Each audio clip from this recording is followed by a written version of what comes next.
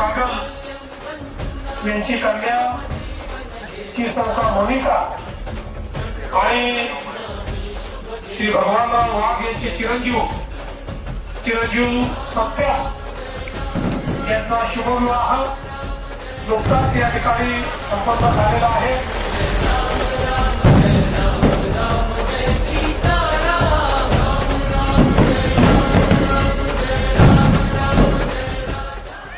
मोनिका आणि सत्य यांच्या जीवनामध्ये सुख समाधान आरोग्य ऐश्वर्य द्यावं, त्यांना खूप आशीर्वाद द्यावा आणि उपस्थित सर्वांचा आशीर्वाद हा सदैव त्यांच्या पाठीशी असावा।